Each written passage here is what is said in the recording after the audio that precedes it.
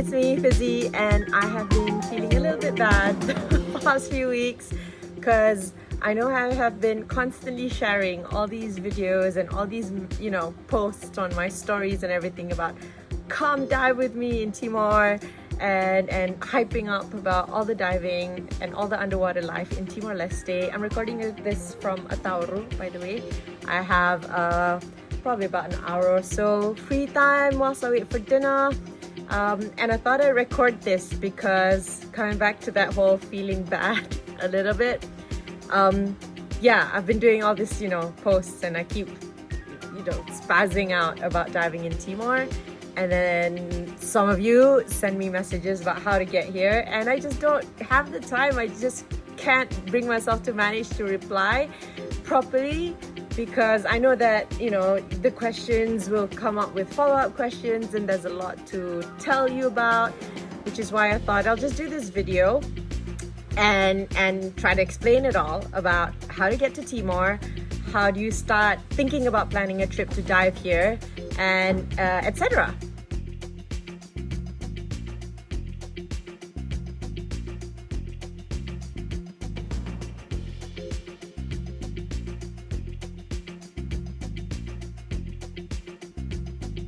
I think one of the first or top questions that I get, right, is of course how do you even get to Timor-Leste?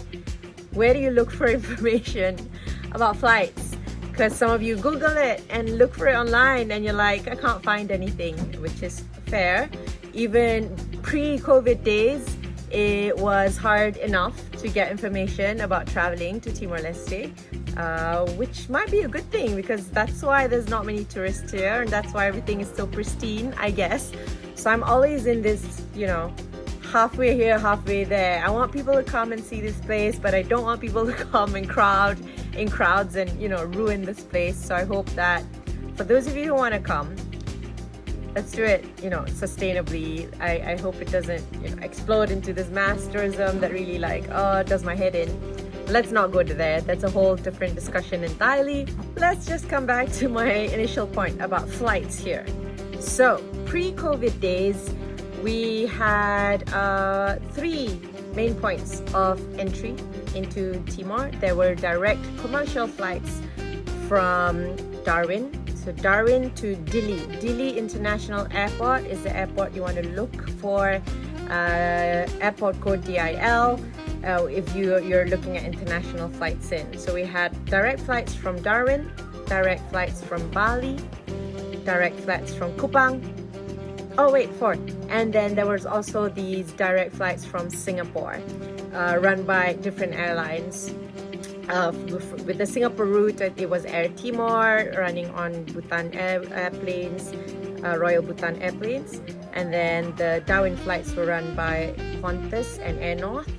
And then they had these Bali flights that were run on Sriwijaya and CityLink and Nam Air. And then we had the Kupang ones, which was also run by Air Timor. And then COVID happened and all these flights, commercial flights, stopped. Wow. They all stopped. And after a few months of not many connecting flights, they had only World Food Program flights flying, charter flights from Kuala Lumpur every month or so. A few more flights got reinstated, and as of this month, I'm recording this at the end of January 2022, and things might change, obviously, so that's why I thought I'd just mention this timeline of when I'm recording this. But as of late, there are now flights again, but these flights are still chartered flights, so they won't really pop up on your commercial airline checks. I think if you go on Skyscanner or Expedia or all that, I don't think they pop up. These are special charter flights, which means you have to book directly with the airline that's running them. There is a website, like a web app that you can go to. I will put the link in here, and you go to this link and it lists out all the upcoming flights. These flights are approved on a monthly basis somewhat. Okay, so basically the government just approves them. These airlines put in a request. Most of it are like Timor companies and they charter planes from existing airlines to fly either direct from, I think there are flights from Surabaya now, from Kuala Lumpur direct to Dili, from Darwin, and I think that's it. Once in a while, one or two. Oh yeah, Portugal as well, but these are very, very infrequent. It started off, I think, a few months back of only having one flight a month, and then it went to 2 flights a month. Now there's every week, I think there's a flight or so to either of these locations, and I think there must be about 4 or 5 flights a month from Kuala Lumpur. And sometimes they get taken off, sometimes there's a few more. I think January, February with you know, New Year's travel and people's contracts ending, and Chinese New Year coming up, so there was a bit more demand for people within Timor or working in Timor to go on these flights. Now, being chartered flights, these flights are fairly expensive. They can be bought now by anyone. Before, the government of Timor had prerequisites for you to enter. You either had to have a, you know, like a work visa, business visa visit, or you're a resident of Timor. I think they lifted that. So as of, I don't know, this month, last month, I lose track. But the latest that I've heard is there are no more, you know, pre-approval requirements from the government for you to enter, which means people can fly in and get a tourist visa on arrival, which was the case before COVID days. But this again might change in February. I'm hearing rumors that they might change again entry requirements into Timor, pending I'm not sure what, maybe COVID cases, maybe Omicron cases. But as of right now, I know that people can just arrive with and get a tourist visa if you're not already on a work visa or a business pre-approved business visa. The tourist visa is $30 on entry for 30 days.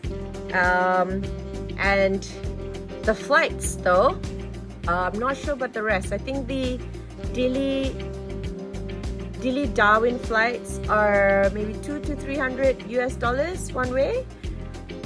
The Kuala Lumpur Dili flight, which probably a majority of you watching are most interested in, because I'm assuming most of my friends asking are from Malaysia.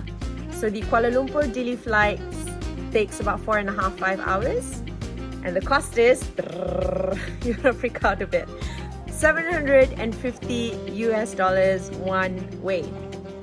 So to get on this plane to come to Timor, I don't know when or if this cost will change. Oh, there's a token. Listen, it's my friend who helps eat the mosquitoes. It's rainy season, so having him around is great. Hello, you're awake. Okay. Hello to you too. Okay. So where was I? Yeah. I don't know if the cost will change. The KL Dili flight never existed before this special arrangement situation happened, but now it's probably the only, you know, like Southeast Asian hub that you can get to connect to other cities around the world, with KLIA being fairly, you know, well serviced. So before, when I started working here, and in 2016 all the way up to 2020, just before COVID, how I would travel would either be on the Singapore to Dili flight. So I would fly KL to Singapore to Dili on Air Timor, or I would do Kuala Lumpur to Bali to Dili. But now the Bali Dili flights are just totally gone. But maybe you guys can look up the Surabaya Dili flights. I'm not sure how much they cost. Yeah, but the KL Dili flights, depending on which airline you buy, it's roughly between $650 to $800 one way. And it is what it is. Majority of it is obviously taken up by the businesses and the organizations that exist in Timor to fly their staff. That's why these flights, you know, started off anyway, to just start connecting the country again to the outside world. It's looking like even for the next few months, that is the price point that you'll be looking at. But I guess if nothing changes with allowing tourists to come in, you can get a flight ticket on this flight. So head to that link that I sent you. It's the best way to get information. Once you have that, it's just a reference about, which flight is when, which airline is traveling when and which route. And then you have to get in touch with the airline themselves. Normally I recommend people to just look up into their Facebook page of that airline in Timor, get in touch with them and work out purchasing a ticket. Now what's next? I guess, how do you enter, right? So what the current ruling I know and requirements for entering Timor for fully vaccinated individuals. I haven't read any updates about booster doses, but 2 doses of vaccinations, hence a complete vaccination record. You're allowed to enter Timor and not need to do any quarantine as long as upon arrival you do a PCR test and that swab comes back negative, you're free to roam around. So no 5-day quarantine, nothing like that. That's all gone. When I first came back in July, it was still a 5-day quarantine, and then on the 5th day I had to take a swab and make sure that it's all negative. But now, fully vaccinated individuals, just a swab test and then you're free to go.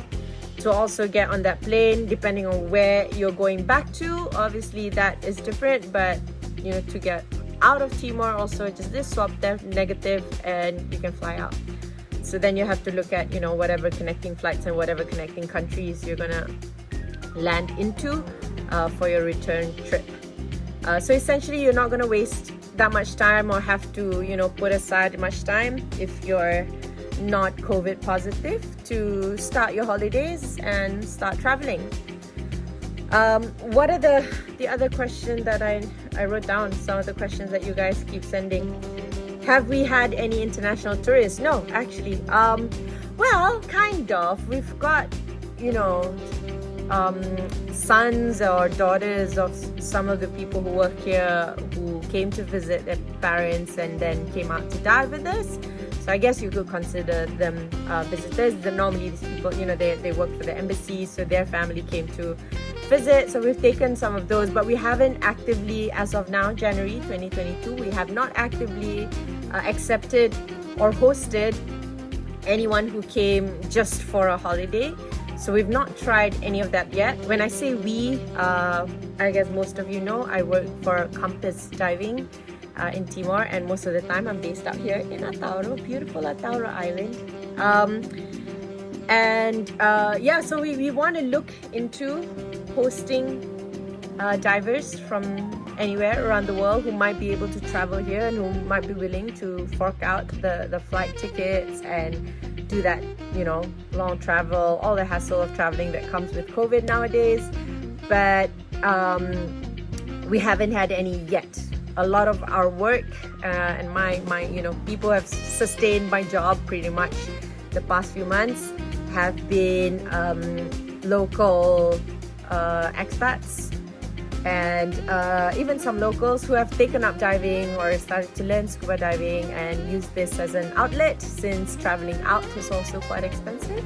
So they've been keeping us busy enough, the families in Dili and all that. So the foreigners who live in and around Dili or other parts of Timor, when they want a quick getaway and they want to go scuba diving, they have some of the best reefs in the world at their doorstep. So of course you go out diving, and so that's that. Let's see what other questions. Okay, what are the costs? If you can get here and you cost to diving, not just flights and all that, right? Yes, there are hotels in Dili that you can stay at. I need to do another video about, I guess, where to dive in Timor. Timor is this entire country. Some of you have heard of Jaco Island, Atauro Island, diving around Dili itself. Like, how do you even organize all this? But generally, a lot of, if you're here for a few days and you want to get the best of the experience, the diving is in and around Dili. There's some good dives. And of course, Atauro Island has the world's most biodiverse reefs. And if you want to know costs or estimate, what what to save up and what to put aside for a really good dive trip here. With compass diving, you're looking at roughly, if you're staying in Otaru and one of the tents, so you're looking at roughly $50 to $60 a night per person for accommodation and meals on the all-inclusive. Maybe for the Dili side, fairly similar. If you're twin sharing, we can put you up in a hotel room in Dili for anywhere between 80 to 100 USD a night for 2 people. And higher if you'd like a lot more comfort. So there's a range of places we can put you up. Compass doesn't run their own accommodation in Dili, only on Otaru. So for the few days you spend in Dili to, scuba around the areas there, around the northern coast of the mainland of Timor, then you're looking at that kind of pricing per night. Once you come out here, food, everything is covered by us, so 50 to 60 a night, unless you stay at the nice little villa that has air conditioning. We only have 1 unit though, so you gotta fight for it. And that one is a bit more pricier, obviously. So you're looking at, I think it's like 90 to 110, around that. So estimate that per person per night with the food and everything. The return boat transfers between Dili to Otaru, if you're booking with us, full in all-inclusive package, that's $100 to get you from Dili to Beloy and Beloy to Dili, to return transfers. It's a bit more pricier if you do it like ad hoc or piecemeal. And dives set aside anywhere from 50 to 65 USD per dive, which includes all your equipment. If you bring your own gear, obviously there's some discounts, or if you're a PADI Pro, we can give you a discount. And obviously if you book into a multi-day, multi-dive package and you're doing more than 10 dives, we round up into a nice little package for you, which you can email officially through Compass. No, don't ask me, even though I'll probably be one of the ones that's answering you, but we keep that to a formal channel. But you're looking at that kind of pricing per dive, per day, So what else can I answer? Oh, blue whales. And some of you ask about blue whales. If you want to come to see the whales, you have to come during the whale migration season. They're not here all the time. So that's you're looking at coming from October to November, around that time frame. We can't guarantee which particular date has the most blue whales. Some days you see none, some days you see 21. So you just have to suss it out, see if you get lucky. The more days you spend on the water to look for whales, the higher the likelihood of you encountering one. And prices for that, just if you want to do blue whale swims, you're looking at setting aside maybe 150 to 200 US dollars per person for a 5-hour run per day.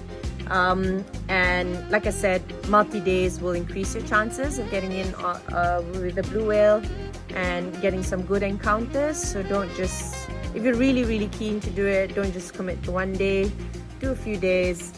And then of course set aside days to scuba, dive or snorkel at least, because you can't, yes, the blue whales are amazing, but you really cannot miss seeing some of these walls on Otaru Island. Come on, you have to get to Otaru, spend at least 3 days here and do some dives or do some snorkels and see the place. At least 3 days. Good time frame, I would say, to spend in Timor. 7 to 10 days if you can manage it. It was, you're already here, so make the most of it. We can really fill those days for you.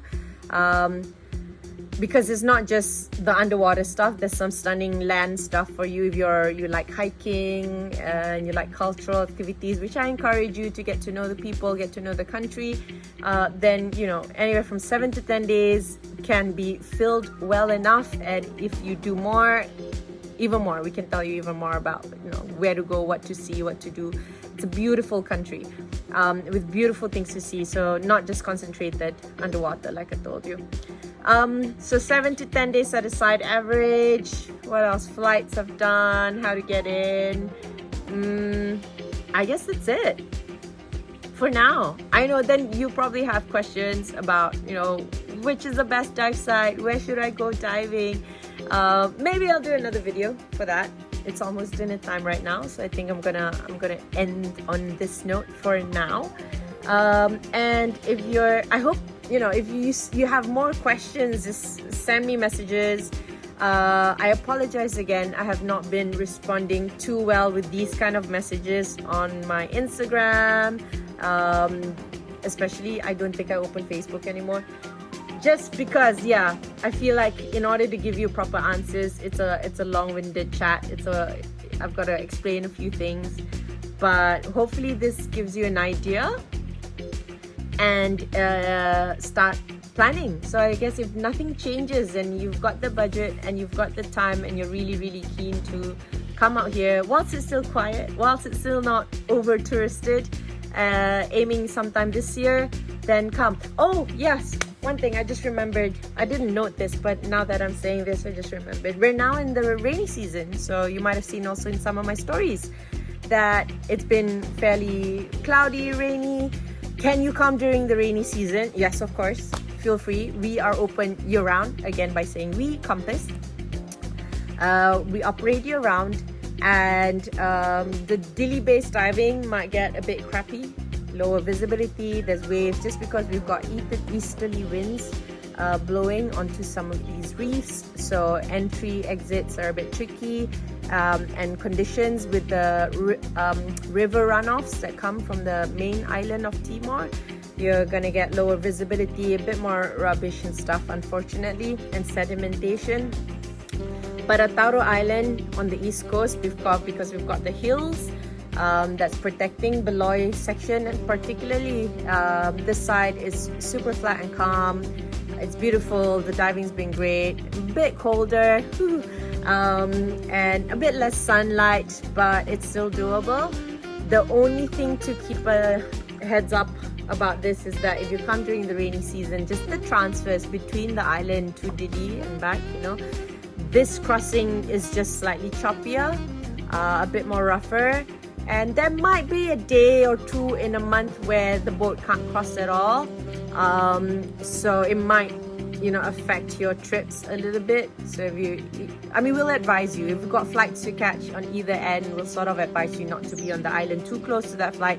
Just because worst case scenario, we normally do have a window to leave the island, like super early morning, like 6 a.m, something like that. We've got to time it with low tide, and the low is the calmest point of the day where there's no winds, and then our boat can go across. So it's not like you're going to be like locked out here for 5 weeks without being able to get off the island. Hopefully, you never know with climate change. Oh my god, I just said that, but knock on wood, hopefully that doesn't happen.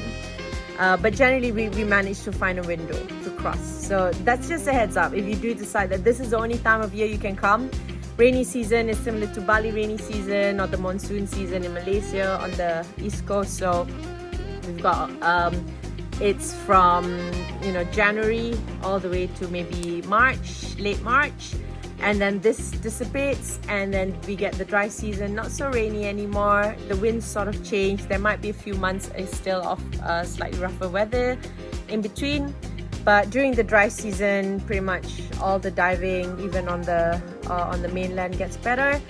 And at Tauro, during the doldrum months, you can go on both the east coast side and the west coast, which is the other side of the island. This time of the year, we don't really go to the west coast because again it's rough. The westerly winds hit that side of the island. There are a few months of the year, the doldrum months, when the winds shift, so they quieten down for a bit. We can access both sides. To do the west coast side of Tauro, it's normally around, it's best maybe around June, July, August, September, October, maybe even up to November, early December, sometimes still okay. And then when the winds kick up again, we can't go that side. The Beloy side does get a bit rougher around that late mid-year, July, August, September. We get the easterly winds then, and then this side gets a bit rougher, so a few more waves and stuff, but there are enough protected sites for us to access, so it's all doable. Levels of divers, everyone is welcome. I've done everything from discover scuba dives to first time snorkels to deep specialty dives. We can go very deep out here, deep walls. So advanced, open water, any levels, there's enough for you, for everyone to have a good time for visiting Timor. And I hope this helps answer some of that questions. So if you have any other questions, send me messages. I'll try to answer them. If not, I might do another mass video like this. And thanks for listening so far. I hope that's been informative. All right, bye guys.